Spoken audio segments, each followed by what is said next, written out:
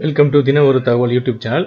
இன்றைக்கி நம்மளுடைய சேனல் நம்ம பார்க்க போகிற வேலைவாய்ப்பு செய்தி என்ன அப்படின்னு பார்த்தீங்கன்னா, சென்ட்ரல் கவர்மெண்ட் ஜாப் எங்கே அப்படின்னு பார்த்தீங்கன்னா வில்லிங்டன் கேன்டோன்மெண்ட் போர்டு. எந்த லொக்கேஷன் அப்படின்னு பார்த்தீங்கன்னா தமிழ்நாடு நீலகிரிஸில்.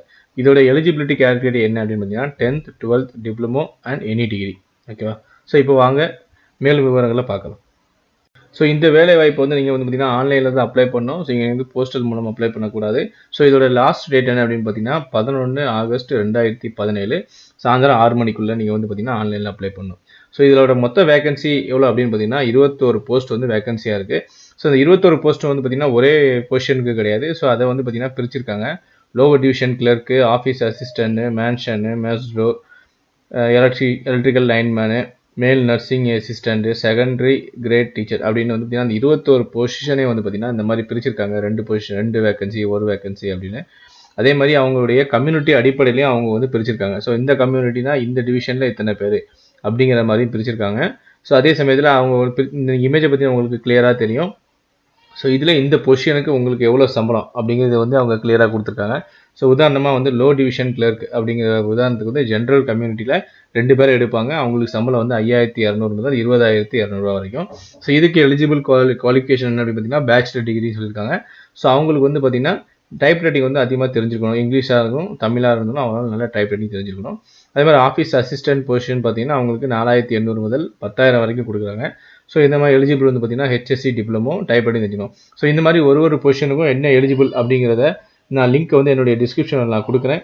ஸோ அந்த லிங்க்கை நீங்கள் கிளிக் பண்ணி மேலும் விவரங்கள் நீங்கள் தெரிஞ்சுக்கோங்க. ஓகேவா? ஸோ இது போக இன்னும் வேறு என்னென்ன விஷயங்கள்லாம் சொல்லியிருக்காங்க அப்படின்னு பார்க்கலாம். ஸோ இதுக்கு வந்து அவங்க எக்ஸாம் ஃபீஸ் எவ்வளோ அப்படின்னு கேட்குறாங்க பார்த்தீங்கன்னா 100 ரூபா வந்து எக்ஸாம்பிள் ஃபீஸ். ஸோ இந்த 100 ரூபா வந்து யாருக்கெல்லாம் கிடையாது அப்படின்னு பார்த்தீங்கன்னா வழக்கம் போல தான் எஸ்சி எஸ்டி அவங்களுக்கு வந்து கிடையாது. ஸோ அதுக்காக அவங்க வந்து என்ன பண்ணுவாங்க, அந்த ஆன்லைனில் வந்து அவங்க அப்ளிகேஷன் அப்லோட் பண்ணும்போது அவங்களுடைய கம்யூனிட்டி சர்டிஃபிகேட்டையும் சேர்த்து அவங்க வந்து அப்லோட் பண்ணணும். ஸோ ரெண்டாவது வந்து பார்த்தீங்கன்னா ஊனமுற்றவர்களுக்கு அவங்க வந்து இந்த 100 ரூபா வந்து தள்ளுபடி பண்ணுறாங்க. அவங்க வந்து 40%, அதாவது அவங்களுடைய ஊனம் வந்து 40%க்கு மேலே இருந்தால் மட்டும்தான் அவங்களுக்கு வந்து தள்ளுபடி. ஸோ 40%க்கு கீழே இருந்தாங்கன்னா அவங்களுக்கு இது கிடையாது. அதுக்கப்புறம் வந்து டிரான்ஸ்ஜெண்டர், அதாவது வந்து திருநங்கைகள் சொல்லுவாங்கள்ல, ஸோ அவங்களுக்கும் இந்த மாதிரியான இது கொடுத்துருக்காங்க. அதாவது அந்த 100 ரூபா வந்து அவங்களுக்கு கிடையாது அப்படின்னு கொடுத்துருக்காங்க.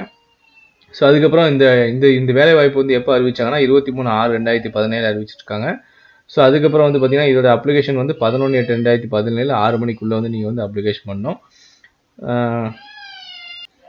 ஸோ அதே மாதிரி இந்த டேட் ஆஃப் எக்ஸாமினேஷன் என்னைக்கு அப்படிங்கிறது வந்து இந்த ஹால் டிக்கெட்டை கொடுக்கும்போது உங்களுக்கு வந்து இன்ஃபார்ம் பண்ணிடுவாங்க. ஸோ இந்த ஹால் டிக்கெட் வந்து உங்களுக்கு எக்காரணத்துக்கு ஒன்றும் போஸ்டல் மூலமாக வராது. ஸோ இந்த ஹால் டிக்கெட்டையும் நீங்கள் வந்து டிஸ்கிரிப்ஷனில் கொடுத்துருக்க லிங்க்கில் போய் தான் நீங்கள் வந்து உங்களுடைய ஹால் டிக்கெட் வந்து நீங்கள் டவுன்லோட் பண்ணிவிட்டு அந்த எக்ஸாம் சென்டரில் போய் எக்ஸாம் எழுதணும்.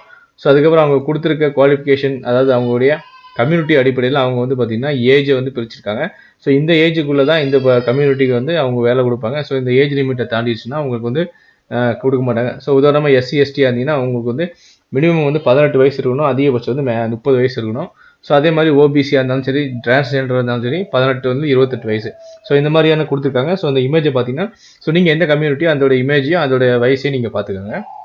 அதுக்கப்புறம் மேலும் அவங்க சில இன்ஃபர்மேஷன் கொடுத்துருக்காங்க. அதாவது இப்போ அலாட் பண்ணியிருக்கக்கூடிய கம்யூனிட்டி வைஸ் அந்த அலாட் பண்ணியிருக்கக்கூடிய பொசிஷன் ரேஞ்ச், அதாவது ஒரு பொசிஷன் 2 பொசிஷன் கொடுத்துருக்காங்களே.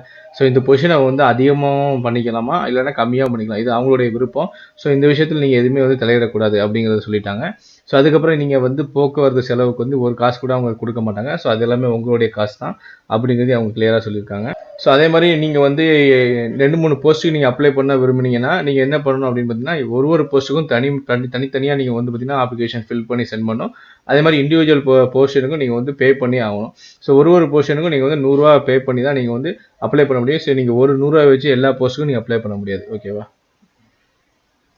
ஸோ அதே மாதிரி இந்த அப்ளிகேஷன் ஃபீஸை வந்து நீங்கள் வந்து இந்த ஆன்லைனில் வந்து நீங்கள் கொடுக்கும்போது என்ன ஆகுனா, நீங்கள் பேங்க்குக்கு வந்து கொடுக்கக்கூடிய அந்த சர்வீஸ் சார்ஜும் நீங்கள் எக்ஸ்ட்ரா பே பண்ண வேண்டியது இருக்கும். ஸோ அது கூட வந்து பார்த்தீங்கன்னா இந்த கவர்மெண்ட் வந்து டேக் கேர் பண்ணிக்காது. ஸோ அதையும் நீங்கள் உங்களுடைய காசுலேருந்து தான் நீங்கள் பே பண்ணணும். அது மாதிரி நீங்கள் இப்போ டிடியாகவும் இல்லை போஸ்டல் ஆர்டராகவும் எந்த ஒரு மூலமாக நீங்கள் ஆஃப்லைன் மூலம் நீங்கள் பேமெண்ட் பண்ணிங்கன்னா அது வந்து ஏற்றுக்க மாட்டாங்க. அதை வந்து ரிஜெக்ட் பண்ணிடுவாங்க. ஸோ அது மூலமாக உங்களுடைய அப்ளிகேஷனும் சேர்ந்து வந்து ரிஜெக்ட் ஆகும். ஸோ நெக்ஸ்ட் அவங்க எந்த மாதிரி விஷயங்களில் அவங்க செலக்ட் பண்ணுவாங்கன்னு கிளியராக கொடுத்துருக்காங்க. ஸோ ப்ராசஸ் ஆஃப் செலெக்ஷன், அதாவது லோவர் டிவிஷன் கிளர்க்காக இருந்தாலும் சரி, ஆஃபீஸ் அசிஸ்டன்ட் இருந்தாலும் சரி, ஸோ அவங்களுக்கு வந்து 2 கேட்டகரியாக வந்து பிரிச்சிருக்காங்க, skill test, written test. So இந்த லோவர் டிவிஷன் கிளர்க்காக இருந்தால் அவங்களுக்கு வந்து ஸ்கில் டெஸ்ட் எடுக்க மாட்டாங்க. அதுக்கு பதிலாக அவங்களுக்கு வந்து ரிட்டன் டெஸ்ட் மட்டுமே இருக்கும். பட் இந்த ஆஃபீஸ் அசிஸ்டண்ட்டாக இருந்தாங்கன்னா அவங்களுக்கும் ஸ்கில் டெஸ்ட் எடுக்க மாட்டாங்க, ரிட்டன் டெஸ்ட் மட்டும் இருக்கும்.